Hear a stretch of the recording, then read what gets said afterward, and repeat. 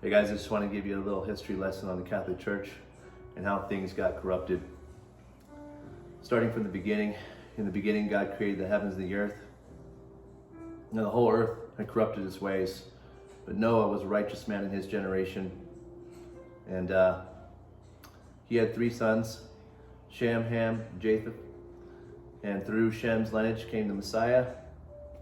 Through Ham's lineage came the Antichrist or anti-Messiah and lineage.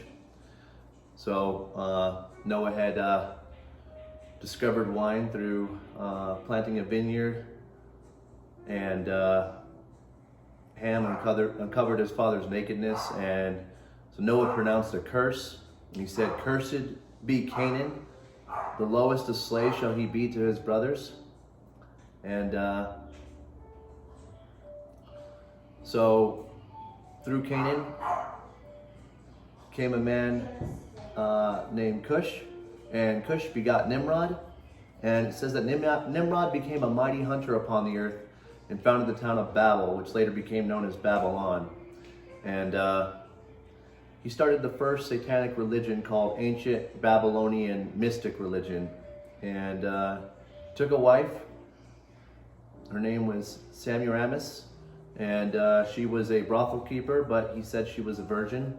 And their religious cult that they started, they gave her the Mother Virgin title, and they had a son also named Tammuz. So it was Nimrod, Semiramis, and Tammuz. And they became the 3 Trinity gods of ancient Babylonian mystic religion, which, like I told you, was the first satanic religion that ever existed. And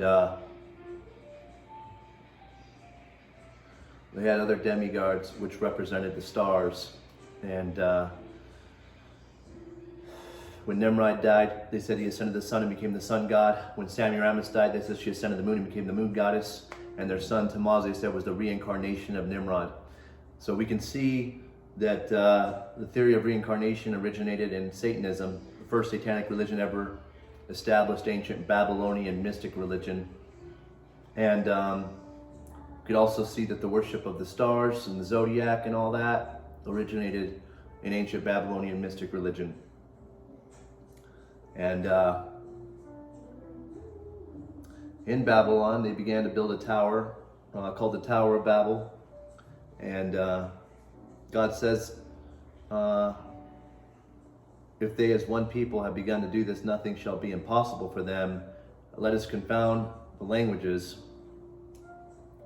Now this was an act of rebellion because they were building it in the Tigris-Euphrates River in Iraq area where the Garden of Eden used to be. So they were essentially saying that they would return back to paradise apart from God. That they didn't need God, they would be their own gods. It says, let us make a name for ourselves in the Bible, that they were, when they were making this tower, that word name can also be like how we're saved by the name of Jesus. So they were trying to provide salvation for themselves, saying if we built this high tower, then if God tried to flood the earth, he wouldn't succeed in killing them because they would have this high tower where they'd be safe. So they were essentially trying to save themselves, provide their own religion, provide their own salvation, and provide their own paradise because they were going back to the Garden of Eden. In some apocryphal records, they even say that they imagined climbing the tower and dethroning God and climbing into heaven. And so they had a lot of wicked thoughts, and so it was an act of rebellion. And when it says that Nimrod became a mighty hunter upon the earth, he was a mighty hunter before the Lord. Some translations says against the Lord. He was definitely a rebel. Although some of his intentions might have started out good, he came to a place of worshiping himself and being the first prefigured Antichrist. And so when they were building this tower, like I said, God says that they as one people, speaking the same language, have begun to do this. Nothing shall be impossible for them. let us go down and confound the languages. So God changed their languages into 70 different dialects, which he dispersed throughout the different areas of the world. And basically you can not only trace all the different dialects back to ancient Babylon, but you could also trace all the false religions, because they all took a piece of that ancient Babylonian religion with them. And that's why it was called Babylon, because the people babbled and they were not able to communicate to finish the project, because God had confounded the language and, like I said, dispersed them. And they took pieces of the Babylonian religion with them, so the religion ideologies oftentimes stayed very similar, but the names were different. So, for instance, if you go to the Egyptians, you have Ra, the sun god, you have Isis, the moon goddess, and you have Osiris, the son of the sun god. So you still have the three Trinity gods from Babylon, they're just a different name. So it was Nimrod, Semiramis, and Tammuz, and now it's in Egypt, it's Ra, Isis, and Osiris, which is the reincarnation.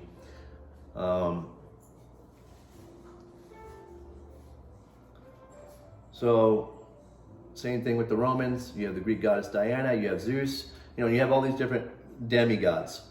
Right? So, there's only been a handful of people who have become a world ruler and a world kingdom.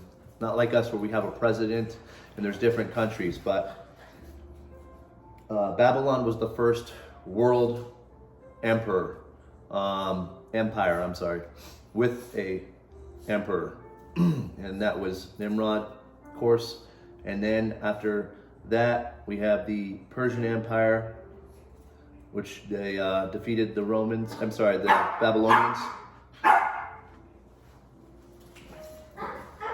And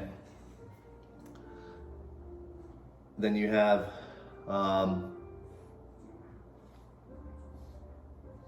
the Greek Empire, which defeated the Persians. And the Greek Empire was primarily known as Alexander the Great as their leader. And you had the Romans, who defeated the Greeks. So nobody actually conquered Rome. It just started to deteriorate all on its own because of unnecessary government spending. And they were too preoccupied with entertainment, kind of some of the same things we see in our generation. So they started to just deteriorate on their own. And, the gladiatorial games, those are the kind of entertainment they were doing, and feeding Christians to the lions. And so that same system of Antichrist was passed down from the Babylonian Empire, the Persian Empire, to the Greek Empire, to the Roman Empire. And the Roman Empire, Emperor Constantine, who was the ruler of the Roman Empire at one point. There's many rulers, but 7 kings, really. But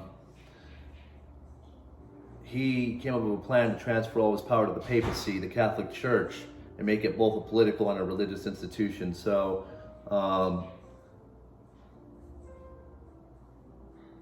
basically, because he was losing control of the kingdom, he found a way to retain control. When the Christians and the Greeks were colliding with their different beliefs, he found a way to merge the two. And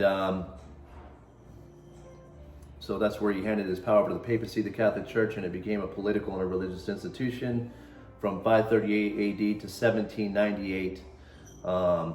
And basically, those 3 Trinity gods you see from Babylon became the Father, Son, and Mary. And the apostles became deified. The patron to this, there was different patrons for the sea, for travel, and the apostles basically took on those identities. And so the Catholic Church at that time said, well, you can keep your Greek gods, but you have to worship them under a Christian makeover. So they all were given Christian makeovers, and if Satan can't defeat the church, then he will try plan B, and that's to join the church and destroy it from the inside out. And that's essentially what happened with when Catholicism was born. It's a mixture of paganism and Christianity. So it's not the original faith that was handed down to the saints. They said it started being a political institution in 538 AD. This is 500 years after Christ. So these books right here on the red, those are all early church history. This is all before the Council of Nicaea, before Emperor Constantine, before the Catholic Church. This is all during the Council of Nicaea, the green ones, and the blue ones are all after the Council of Nicaea. So, and I'm really only interested in having those other books just so I can understand where the changes occurred and where things started to get corrupted. But anytime you mix politics with religion, you will have some abuse of these religious rights, and also they came into a lot of money because of their trading and their political power, and so that also was a cause for a lot of the churches, or the Catholic Church's corruption, was their financial and political power that was really abused during the Dark Ages, because the Catholic Church would keep the Bibles chained in the monasteries, and they told the people, you're too ignorant to read this. We'll read it, we'll interpret it, and we'll tell you what it says. And if you were caught with a Bible during that time, you were burned at the stake, and over 50 million Christians were killed during the Dark Ages just for having a copy of the Bible. So I'd be dead. So, this is all Bibles. No, but so yeah, you just people have died to see what's in that book. So make sure you read it. 50 million Christians during the Dark Ages, and so we know that the woman in Revelations is, by most of the reformers, was believed to be the Catholic Church. It gives a few different identifying points: that she is the city that rules over the kings of the earth, Vatican City; that she's drunk with the blood of the saints, which we know the Catholic Church killed 50 million Christians during the Dark Ages; that she wears scarlet and purple and glittering gold, which is the colors of the Catholic Church. There's so many identifying characteristics it gives to the woman riding the beast, and a woman is a church. Says, I've likened you, Jerusalem, to a beautiful and comely daughter. Our elect sister greets thee, the Bible says. So there's so many times in the Bible where like the virgins, foolish, five are wise, they're referred to as the church. And so a harlot, or that is talked about in Revelations, the woman riding the beast, is a corrupt church. And the beast is the city with seven hills, is known as Rome, and she's riding on the beast. So the Roman Catholic Church, they're one, and but it refers to in Revelation as Babylon, mystery Babylon, the mother of all harlots, and the abomination of the earth. So Babylon was destroyed thousands of years ago, but she still exists in the form of Catholicism, and because those same religious rites are being practiced, and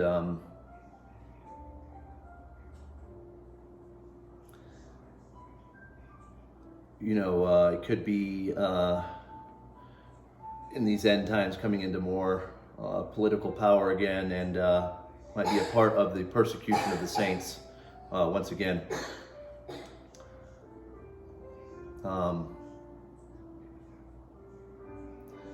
It's just important that we're able to discern these things in these last days. And I'm not speaking against Catholics, the people. I'm speaking against the institution, the religion. My mom was Catholic. A lot of my family on my mom's side have some Hispanic culture, and they're very Catholic. But I tried to tell them these truths, and they didn't want to hear it. But this is something I've been aware of since about 18. Since I came to the faith, God made me aware of the corruption in the Catholic Church. So it's something that I wrestled with them for many years. But yeah, I just knowledge is. This is my people perish for lack of knowledge. So we need to study to show ourselves approved, and we need to be able to dislodge these false doctrines from people's minds, so that way they can be set free. So it's not the people that are your enemies. It's the religion. It's the ideology. It's the rhetoric, and the most dangerous.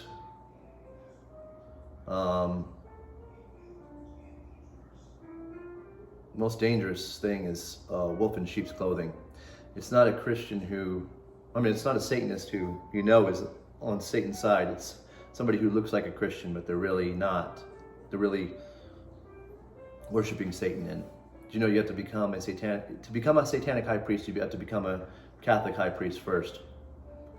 And of course they have idolatry. They're worshiping the statues. It says you shall have no idols, and nothing that is in the likeness that is in heaven or on the earth. So it doesn't matter if it's in the likeness of something in heaven. You're not supposed to have that or worship it.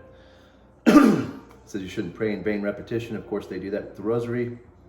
It says you shall have no other gods before me, which is the first commandment. And of course, they worship Mary and the apostles, and they pray to them. And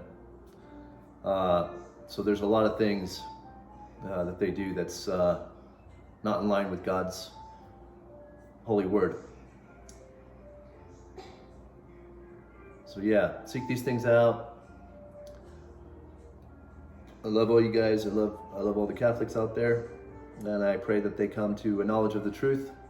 So we wrestle not against flesh and blood, but against spiritual wickedness in high places. And you shall know the truth, and the truth will set you free.